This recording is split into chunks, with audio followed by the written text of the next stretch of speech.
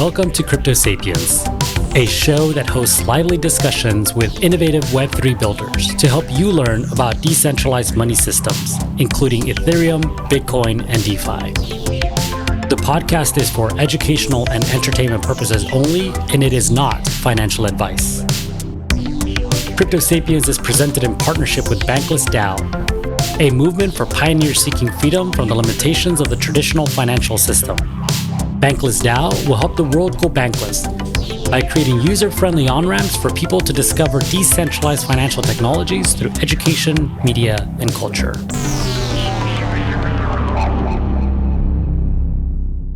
Hello, everyone. I'm your host, Hamdi Calderon. And today I'm talking to Andras Kristof, founder and CEO at EtherCards, a platform that provides tools for gamifying and supercharging your NFTs.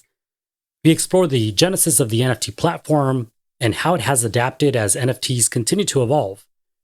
We also discuss how it enables artists, athletes, and brands to launch dynamic NFTs to continuously engage and incentivize communities. The conversation was recorded in September, so some of what we discussed may have already completed or changed. Let's get started. We started fairly early in crypto in around 2013.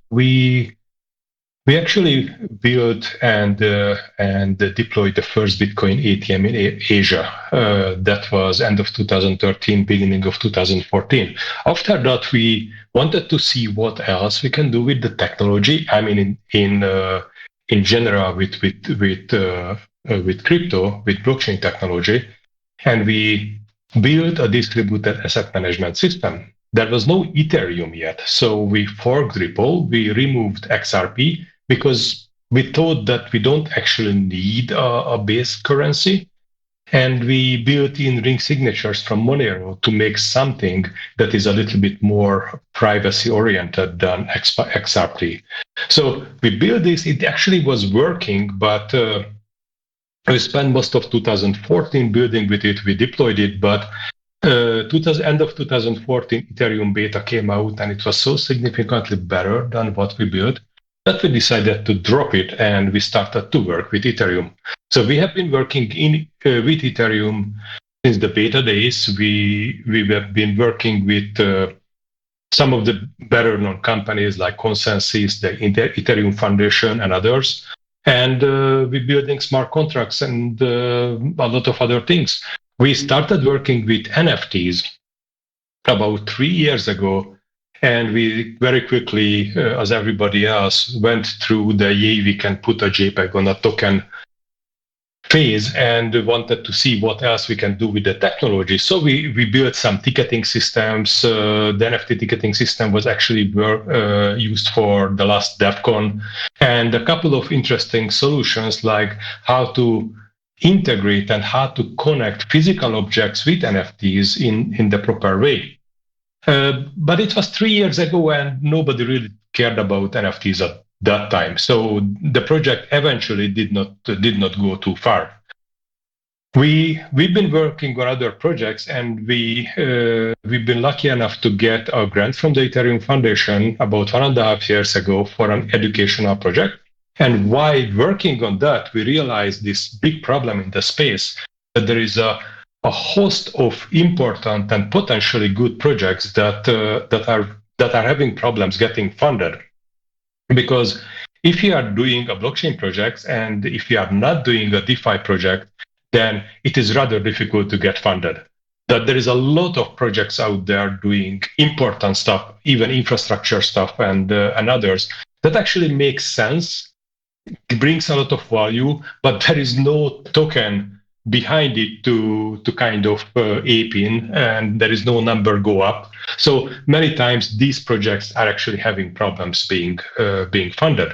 So we wanted to. I had an idea for a framework that could actually provide funding and monetization capabilities for projects that are in general difficult to found with normal ways, or difficult to have a traditional business model around it.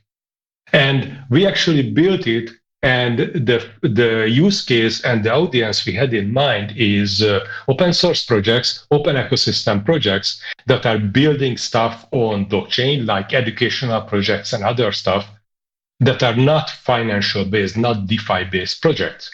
So we had this idea to build it using an NFT based system and provide a funding and monetization framework for these projects. And when we built it, it turned out that it can do way more than to help open source non-DeFi projects. It turned out that anybody with a community could actually use it. So artists, actors, athletes, galleries, any kind of groups that have a community around it, anybody from cosplayers to online services could actually utilize this platform, Ether cards, and engage, grow, and eventually monetize their community. We did a very successful launch back in March. We sold a lot of NFTs, which provided us a lot of runway and also interest from a lot of a diverse group of people. So we started to work together with athletes. The first thing that we did was to create dynamic NFTs for Lamello Ball, and then we worked with Steve Aoki, we worked with Mike Tyson, and 70 plus artists to help them to issue their systems. For example, Dirty Robot and quite a few other artists. Right now, we are gearing up for a couple of things, rolling out our self-service platform, releasing Dust, the ecosystem currency that we have, and distributing 27 CryptoPunks among our community. So it's going to be a fun month. Yeah, I mean, that's a ton, right? And I think to unpack that, I think I'd like to start in where you touched on earlier, which was the community aspect and the monetization or the tokenization aspect of these projects. So it seems like there was like an aha moment. The inspiration was there are communities that are being built, but because there's no token, there's no way to drive or capture the value of those communities to drive them forward. So yeah, how is EtherCards doing that through its platform today? Sometimes you don't actually need a token to capture the interest of a community and to provide value to a community. Sometimes all you need is to figure out and to get a set of features, a set of traits that make sense for that community and can provide them value. And many times this value is not exactly monetary value. But let me give a couple of examples how current people, how artists and athletes are using the platform. Sure. For example, when Dirty Robot issued his beautiful series, his seasons series with the summer season starting, some of those cards that you get from him have specific traits on them. Some traits can be used only once. Like if you get one of his NFTs, even on OpenSea, if you look it up, you will see the traits, and you can actually interact with the traits. Even on OpenSea, you can see that if you get one of these cards, you can get a 10% discount for his next drop. So when you do your next drop, all you need to make sure that this previous NFT with the discount is in your wallet when you are connecting to the contract to buy the new NFT, and you will get automatically a 10% discount of the NFT price.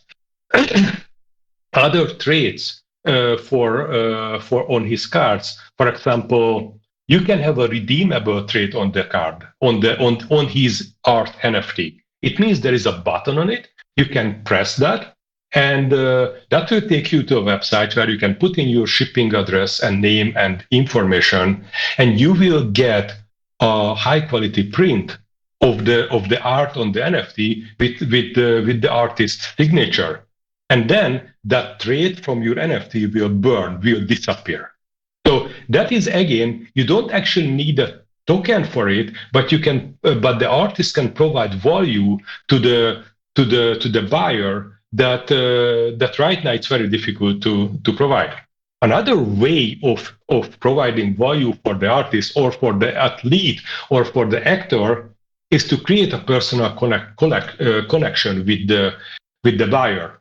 It can be achieved with one of the high-end NFTs of Dirty Robot and other people as well, like even Mike Tyson. You can have a trait on them, and you can it works like a voucher. You can burn that trait for a meeting with the artist.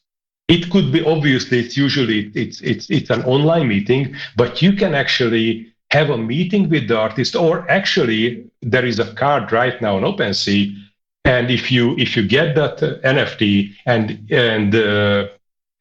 burn the trait on that, you can organize a meeting with Mike Tyson.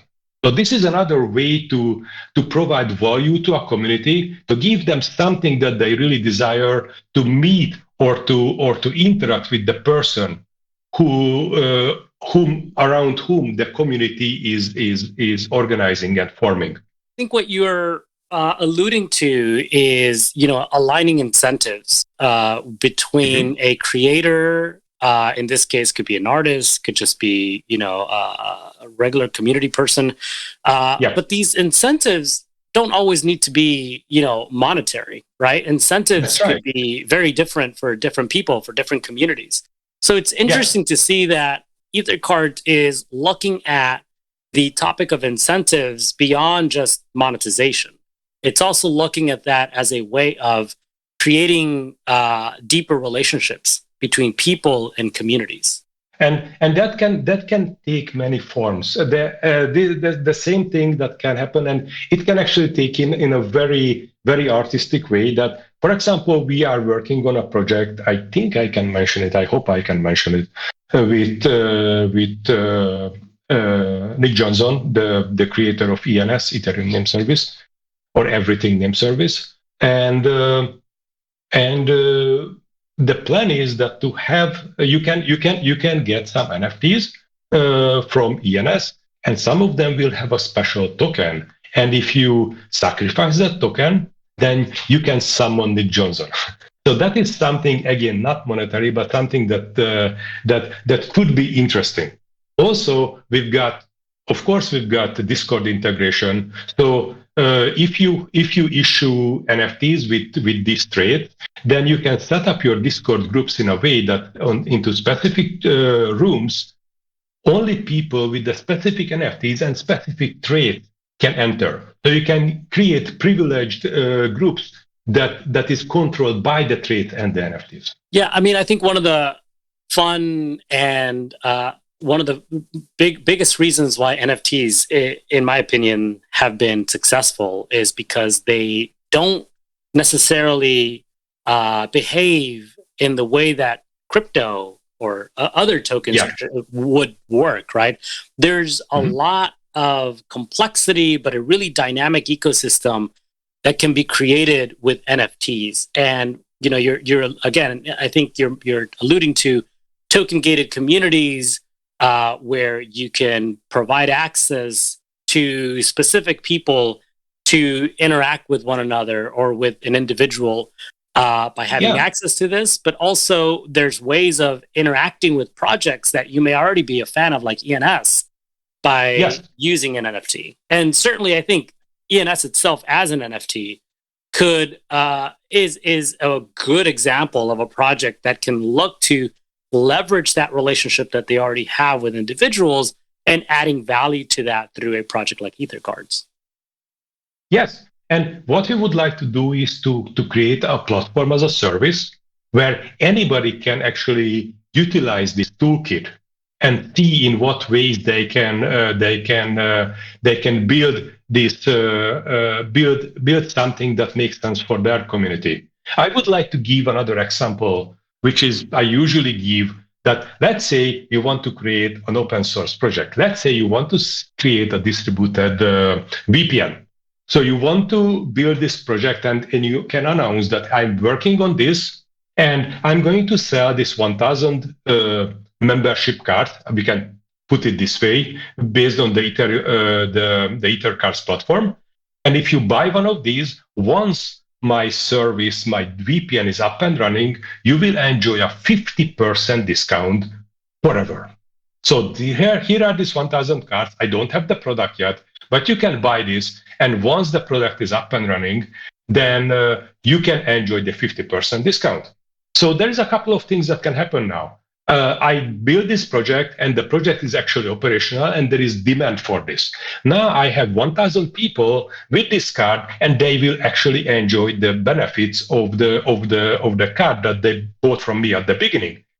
They have two choices. They can keep the cards because it's actually valuable, or they can sell it on the open market. This is an NFT. And as long as there is actual demand to the platform, to the service, to whatever I build, there will be demand for those cards as well. But it is not going to be such a high difference in demand, like let's say in the case of an ICO or a ERC20 token, because the card does have its limitations, so it cannot be used for speculating that much.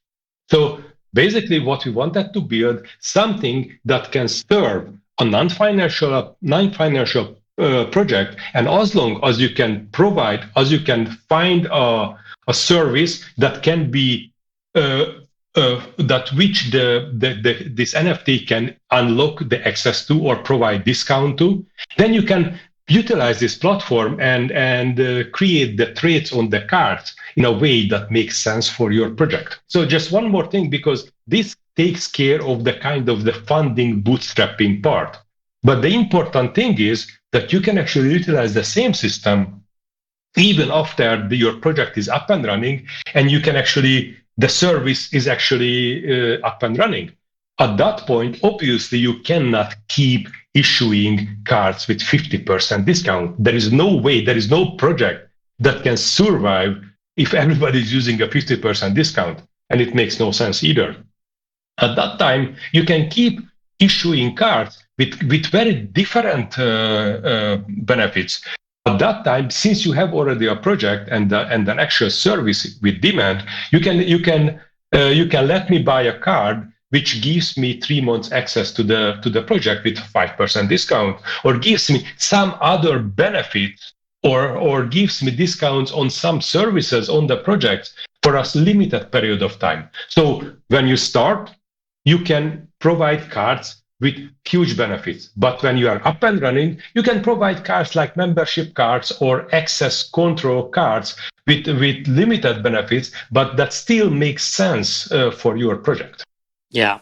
So I think one of the things you're just talking about now, and just to reiterate it, I think you're talking about in terms of creating a dynamic ecosystem, right? One that rewards everyone, but certainly there is a way to reward those for initial adopters in a way that's different to anyone else that comes in after the project, but still being able to add value to those relationships and to those people that acquire those NFTs.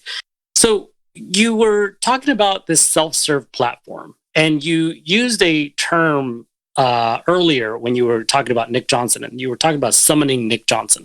So one of the things that's become what I love, by the way, it's fantastic, use of that, because I think one thing that it does, it kind of bridges that terminology for DAOs.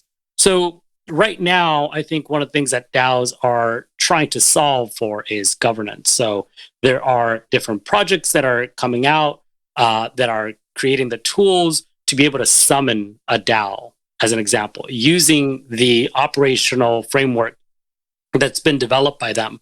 And some of them have done it in a very easy way. I think some are still in beta, others are not, but there's an easy way to, just as a person who wants to either experiment or full on create a DAO, to do that.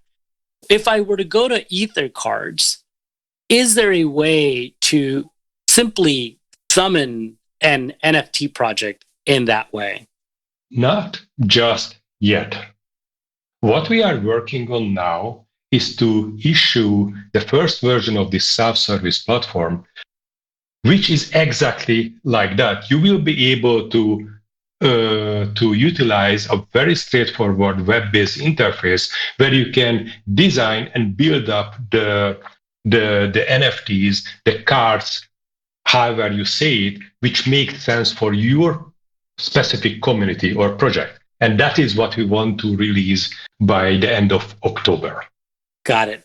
So there is that goal of creating something that is, I guess, usable or permissionless. Absolutely. Where people can go in there and just launch their projects and Yes. develop those mechanisms for creating those engaged and sustainable communities into the future. Yeah, absolutely.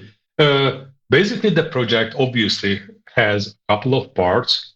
All the important data is on the blockchain, including the trades, including everything else that actually is important, is on the chain. So, and those parts, when you issue your own project, even when we issue it for you, but eventually when we issue your own project, you will get your own contracts. So it's going to be your contracts, it's going to be your data on chain. So there is no problem with that. Whatever happens with Ether cards gets bought or anything, that will be there for you. And that we basically what remains is the web-based parts.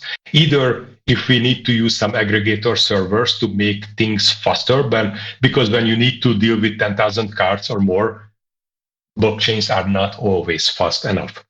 So aggregator servers and user interfaces will be open source. So you can, worst comes to worst, contracts and data is on chain, and the rest is open source, and worst comes to worst, you can run it for yourself. You don't need to depend on us in any shape or form. Got it. So what are some of these unique features that EtherCards enables, and how much of this is customizable to projects or to individuals that want to leverage the self-serve platform?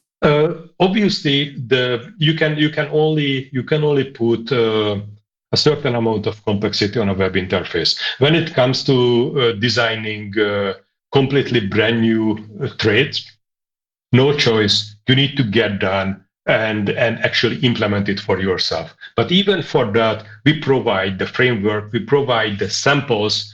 Right now, we are working with teams at Eat Global, the hackathon that is going on right now.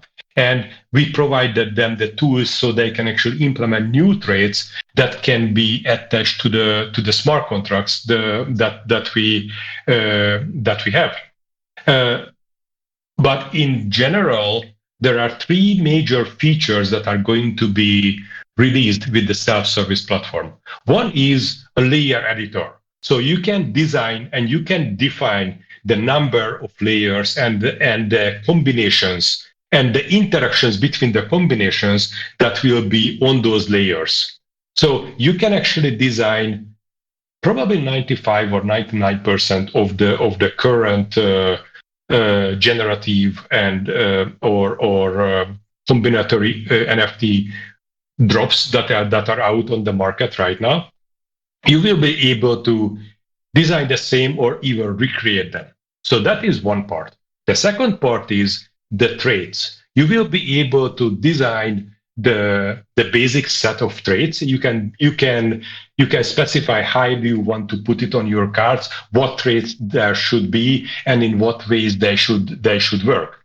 So layers, trades, and forges. If trades are working on a single card, for example, you can have a card with a 10% discount in your web store. So trades are usually operating with a single card or with a single NFT. Forges, on the other hand, are operating with multiple cards or NFTs. You can think about forges like puzzles. You need to find specific NFTs, put them onto the right place on the website, send the transaction, and then you will receive the reward. For example, a very rare NFT or some other reward that you set up for your specific audience. One example for that is that Dirty Robot is doing, and another one is that Steve Aoki is doing. You can find one of his older NFTs and combine it with the new one, put those two into a forge, and then you will receive a special edition NFT from him, which cannot be obtained in any other way. So, in short, layers, traits, and forges are going to be the first three sets of tools that we will provide. That's exciting. So on your website, if I were to go to ether.cards, there are several types of NFTs currently available on the platform. I think those are called Creator, OG, Alpha, and Founder. Yes. What are those? Like, how are they differentiated? And are any of the partners that you work with involved in creating those, or are those independent? So when we created our platform, we became our first customers. So basically, we are the pilot project for our own platform. So when we created the whole thing back in March, we issued 10,000 NFTs that were meant for the Ether Cards project. And what you see on the platform, these creators, the OGs, alphas, and founders, are the 10,000 Ether Cards that we created for ourselves and for our own community. The cards, if I may take a minute to explain, the cards are divided into four categories based on how many digits they have in their serial number. So the creator cards are from 0 to 9, from ID 0 to ID 9. These are not on the market. We don't sell them, and I hope they will never get sold. These are individual one-of-one cards for the people who created this project. The OG cards are the two-digit cards. Those are the rarest available cards. Those go from 10 to 99, and obviously we only have 90 of them. Actually, we only have like 2 left because the rest was sold. And then we have the alphas that are quite rare as well. The 3-digit cards going numbered from 100 to 999. These we have 900 of these, and these have a lot more trait than the standard cards, which is the founder cards, which are the 4-digit cards, which goes from 1,000 to 9,999, 9,000 pieces. These are the most common ones, the easier to acquire, but these have the least amount of traits and other benefits. Got it. So how have founders, or excuse me, not founders, but how have partners found you or the project, and how do they get started? Like, how did that happen? What's the process, and like, what's the vision there with the partners that EtherCards has acquired? We have been extremely lucky because we got a set of partners who are, I don't want to overstate this, but they are pretty much visionaries. So in their respective areas. The first one that we did was Lamello Ball, and what Lamello, I don't want to, the way he explained at the beginning that he wants to use these cards to put his career on the blockchain. And I think in the future, and I don't want to put words into his mouth, but there are ways to create these cards that he created and to incentivize and benefit his community that is supporting him through his journey of being a professional basketball player. He's using basically the whole gamut of our features, including trades, including drop rooms, Discord integration, forges, and even dynamic cards that change based on real-world events. We had one set of his cards that changed its color and appearance when he won the award of Rookie of the Year earlier this year.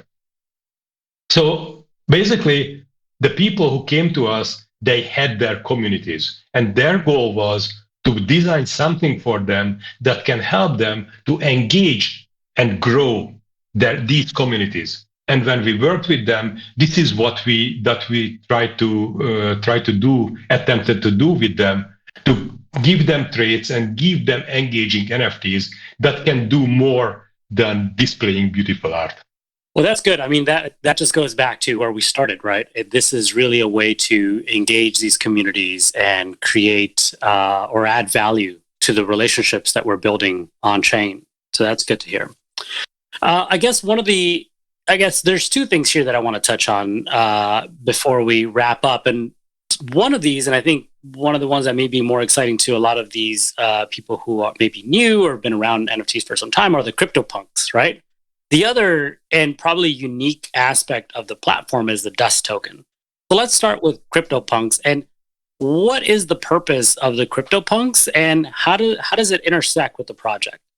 It's a longer story, but basically when we started, we made this promise to the community that we're going to distribute 30 CryptoPunks for them.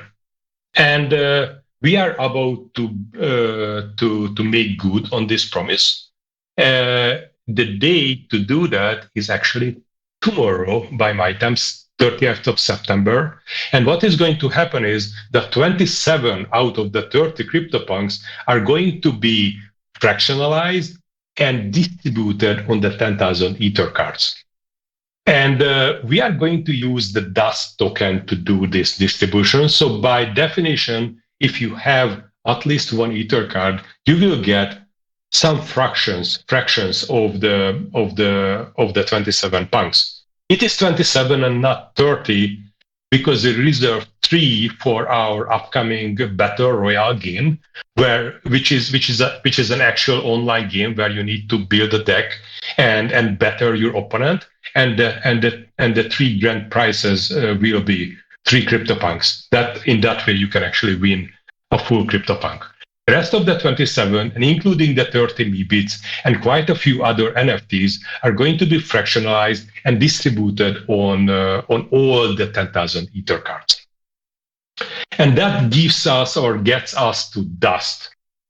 So we have been thinking in what ways it would make sense to issue this token, because we felt that it is going to be the glue, the connecting part that is going to connect the community, the Ether cards, and all the other issued NFTs that were created by the Ether cards platform. So potentially everything else, including from Dirty Robot and all the other issued cards and all the others that are in the pipeline right now. We've got 20 plus projects in the pipeline. So Dust is like, because if you think about that way, NFTs are after all and fundamentally collectibles. So what happens if you buy a physical collectible, like a figurine, and you put it on your shelf, and you don't touch it for a couple of months? It is going to collect dust. So that was the original idea around the dust token, and this is what is going to happen. If you have an Ether card, it is going to collect dust. But this dust is an ERC20 token, and you can actually use this token for many, many, many things. A couple of the usage that I can disclose now is obviously to redeem right now CryptoPunks, but later on other NFTs, because what we are going to do is that when somebody is issuing their high quality NFTs using the platform, then a small percentage of that will go into a pool which can be redeemed by Dust. Another way of using Dust is that if you are going to use the self-service platform and design your collection, you will have to pay something for that. And you can pay with, let's say, Ether, or you can pay with Dust. And if you pay with Dust, you will get a 10% discount on every feature of the platform. So you can use it if you are a creator, and you can use Dust if you are a collector. Another very important and good way of utilizing Dust, not only to redeem or to exchange Dust for NFTs, but also to prepay the NFTs, the upcoming drops, and reserve your NFTs months before they drop. And in this way, when the NFT comes, you don't need to worry about the gas wars. You don't need to hurry to get the NFTs you want. For example, Dirty Robots Seasons sold out in 28 minutes. But if you have an Ether card and if you have Dust, you can reserve upcoming drops, and then you will get those NFTs without any hassle. When the drop happens, they will appear in your wallet. These are a couple of things that I can disclose now in what ways that is going to be useful. But there will be a lot more coming that makes sense and helps us to integrate the platform features with the different issued cards. For example, you will be able to charge up your cards, increase your benefits, and utilize Dust in multiple other ways. Yeah, I think I've only seen one other project, and not saying that I've seen them all, that has done a second token to kind of add value to the NFT. And the one that comes to mind is Hashmasks, and what they did with that secondary token to be able to make changes to the Hashmask NFT. It's really interesting and exciting to hear that EtherCards is looking at ways to not just drive value through the NFT itself, but through other mechanisms. Sounds like there's a gaming mechanism where you can use your cards to, play and challenge others and, earn rewards from that.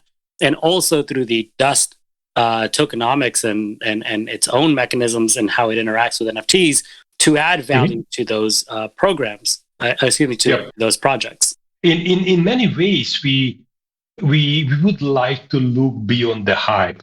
We would like to look for the long tail of projects and lean heavily on utility. That's it. I hope you enjoyed this conversation. If you'd like to learn more about EtherCards, please go to ether.cards and on Twitter at ether_cards. Thanks for listening to Crypto Sapiens. Please give us a follow, like, and a 5-star review wherever you enjoy your podcasts. And stay tuned for our next discussion.